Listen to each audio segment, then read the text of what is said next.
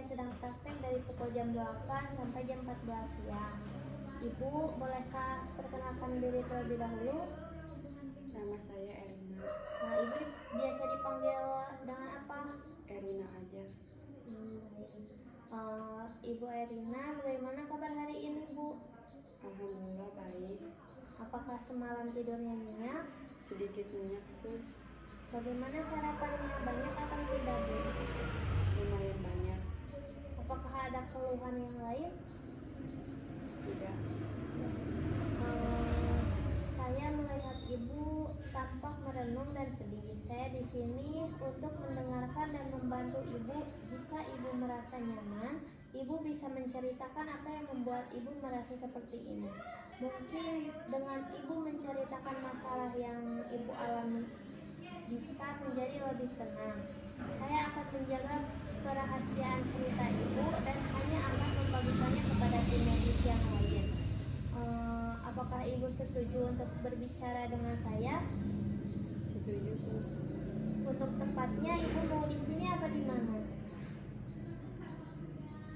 Di sini aja. Waktunya mau lama atau sebentar, Bu? Sebentar.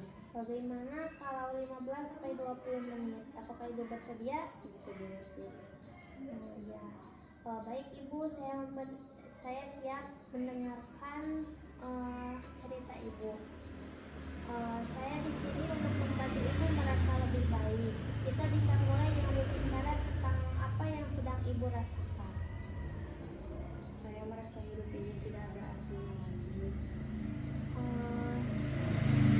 Saya di sini untuk mendengarkan dan mendukung Ibu sebaik mungkin. Ceritakan lebih lanjut apa Ibu rasakan. Saya kehilangan pekerjaan saya dan merasa semua usahanya sia-sia. Saya sangat menyesal mendengar bahwa Ibu kehilangan pekerjaan. Kehilangan pekerjaan bisa sangat berat dan mempengaruhi perasaan kita secara mendalam. Apa yang membuat Ibu merasa usaha Ibu sia-sia? Saya udah bekerja keras selama bertahun-tahun, tapi pada akhirnya saya tetap saja dipecat. Saya merasa tidak ada yang menghargai apa yang telah saya lakukan. Saya bisa memahami perasaan Ibu. Kehilangan pekerjaan setelah berusaha keras bisa membuat kita merasa tidak dihargai dan putus asa. Apakah Ibu mempunyai rencana atau sesuatu yang ingin Ibu lakukan untuk kedepannya? Saya tidak tahu, saya merasa bingung dan tidak tahu harus mulai dari mana lagi. Saya sering merasa putus asa dan mengurung diri di kamar. Tidak ingin ketemu siapapun. Saya juga sering berpikir negatif tentang masa depan. Mengurung diri dan berpikiran negatif adalah respon yang umum ketika seseorang merasa putus asa. Apakah ada aktivitas yang Ibu hindari karena perasaan ini? Saya berhenti pergi ke gym dan saya merasa sendirian. Saya merasa tidak ada yang peduli dengan saya dan semua yang saya lakukan itu tidak ada artinya. Ibu tidak sendiri. Saya di sini siap untuk mendengarkan dan mendukung Ibu. Saya mengerti Ibu merasa tidak ada yang peduli.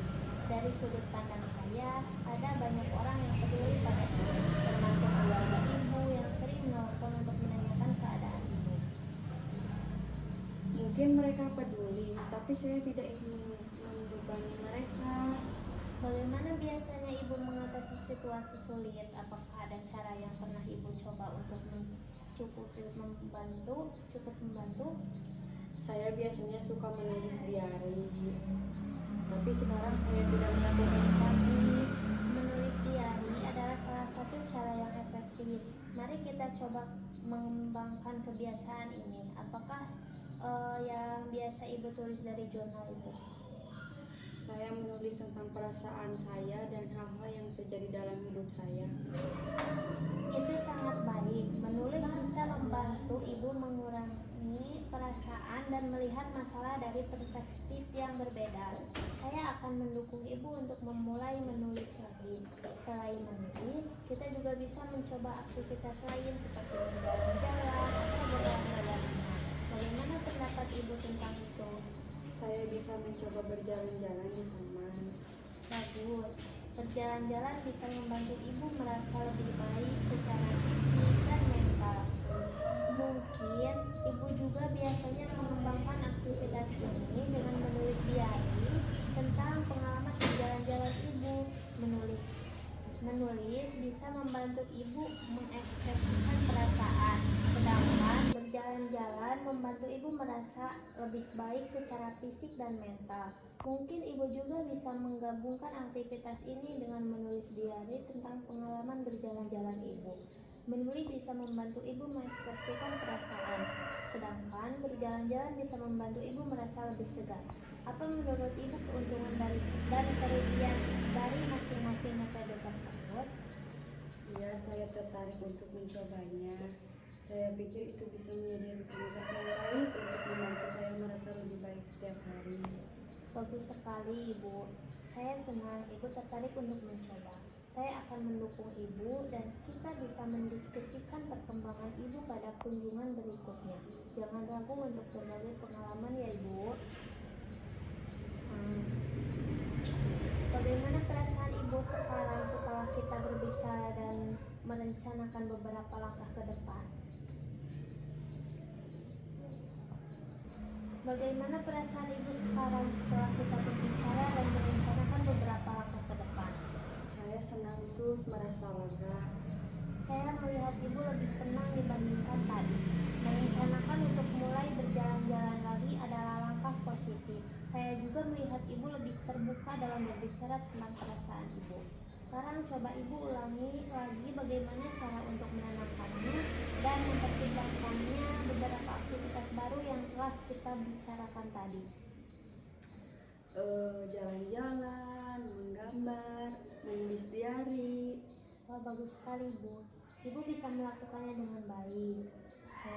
Besok kita bisa bertemu lagi untuk melihat bagaimana perkembangan ibu dengan menulis diari dan berjalan-jalan.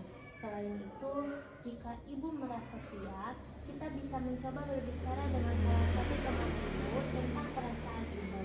Sekarang, mari kita masukkan pada jadwal harian ibu. Ibu mau jam berapa besok? Mau jam 8. Oh iya, bagus. Nanti saya melihat kembali bagaimana perasaan ibu setelahnya ya. Baik sus. Saya rasa sudah cukup kita berbincang-bincang pada hari ini. Untuk pertemuan selanjutnya, nanti saya melihat kembali bagaimana perasaan ibu setelah melakukan aktivitas-aktivitas yang sudah kita bicarakan tadi. Nanti kita berbicara di jam yang sama dan tempat yang sama saja ya Bu. Iya sus.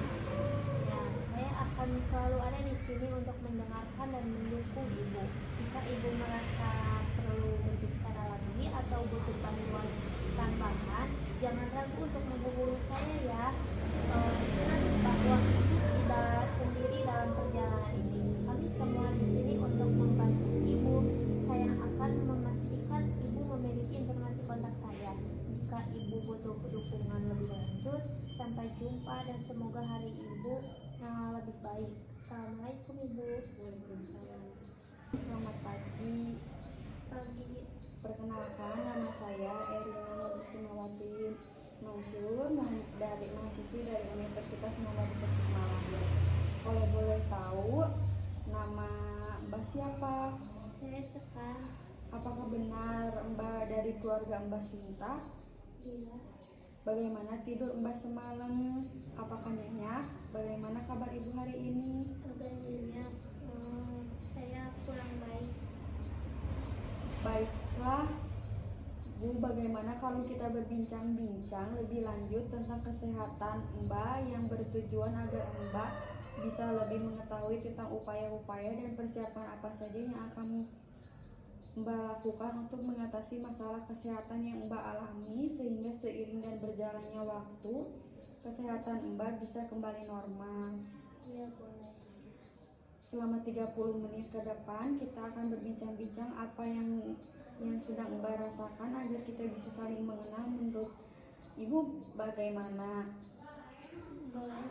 Di mana Ibu ingin berbincang-bincang? Bagaimana kalau di sini saja? Iya, di sini saja. Saya perhatikan dari tadi Mbak terlihat sedih dan merenung. Memangnya apa yang Mbak rasakan saat ini? Saya merasa kurang baik. Oh begitu ya, jadi Mbak merasa tidak mampu pada apa yang biasa Mbak merasa tidak mampu dengan dirinya sendiri. Iya. Bagaimana dengan lingkungan sekitar Mbak, misalnya dari keluarga Mbak, adakah hal-hal yang Mbak sukai dari mereka? Ada. Baiklah kalau begitu, sekarang bisakah Ibu sebutkan kepada saya hal apa saja yang Mbak sukai dalam dirinya Bu? Menggambar. Ibu bisa ingat-ingat kembali kemampuan apa saja yang dapat Mbak lakukan. Sekarang bagaimana kalau saya membantu Mbak untuk membuat daftar hal positif dan kemampuan apa saja yang Mbak miliki? Baiklah, tadi Mbak sudah menuliskan dan menyebutkan hal positif kemampuan yang dimiliki. Ya bagus sekali Bu. Di sini Mbak dapat melihat sendiri bahwa Mbak memiliki kelebihan seperti orang lain, tapi tergantung Mbak juga apakah ingin mengembangkan kemampuan tersebut atau tidak. Menurut Mbak, kemampuan tersebut perlu dikembangkan atau tidak? Terus Nah, setelah tadi kita menuliskan hal positif kemampuan yang Mbak miliki, menurut Mbak kemampuan yang mana yang mampu Mbak lakukan saat ini? menggambar, Merapikan kamar. merapikan kamar. Wah, iya bagus sekali merapikan kamar. Bagaimana perasaan Mbak setelah kita berbincang-bincang? Ada sedikit Nanti Mbak dapat mempraktekkan kembali kemampuan positif yang sudah Mbak tulis. Bagaimana kalau kita masukkan dalam jadwal kegiatan hariannya agar bisa terbiasa dan berpikir positif sehari-hari? Iya boleh. Nah, untuk hari ini kita sampai di sini dulu ya Mbak. Besok kita akan bertemu lagi dan berbincang-bincang tentang kemampuan positif lain yang Mbak miliki. Nanti mau jam berapa Mbak? Saya sekarang ada sus. Bagaimana kalau jam 8 pagi dan waktunya 30 menit? Menurut Mbak gimana? Iya boleh. Gimana kita akan lakukan latihan nanti? Di sini saja sus. Baik, kita lakukan di sini saja ya Mbak.